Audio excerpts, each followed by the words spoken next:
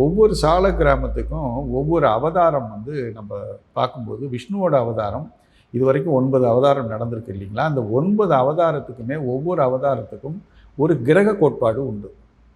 இந்த கிரக கோட்பாடுன்னு வரும்போது அந்த கிரகத்துக்கு உண்டான சால கிராமங்களும் உண்டு. அந்த சால கிராமத்துக்கு ஏற்ற அவதாரங்களும் உண்டு. ஸோ இதை நம்ம எப்படி பார்க்கணும் அப்படின்னு கேட்டிங்கனாக்க, உங்களுக்கு உதாரணத்துக்கு கேதுவோட நட்சத்திரங்கள் அஸ்வினி, மகம், மூலம், இந்த 3 நட்சத்திரங்களும் கேதுவோட நட்சத்திரங்கள்ங்கிறதுனால ஃபஸ்ட்டு அவதாரம், முதல் அவதாரம் மத்ஸ்ய அவதாரம்னு சொல்லக்கூடியது.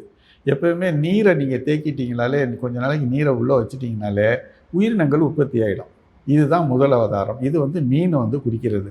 இந்த மீன் தான் வந்து கேதுவோட குறியீடாக குறிப்பிடப்பட்டு இதற்குண்டான ஒரு படம் வந்து நம்ம இந்த நிகழ்ச்சியிலே போட்டுருவாங்க. அந்த படத்தை வச்சு நான் என்ன சொல்கிறேன்னு கேட்டிங்கனாக்க, அந்த சால கிராமத்தை நீங்கள் போய் வாங்குறதும் கஷ்டம், அடையாளம் பண்ணுறதும் கஷ்டம், அதை வீட்டில் கொண்டாந்து வச்சு நம்ம வழிபாடு பண்ணுறதும் கஷ்டம்.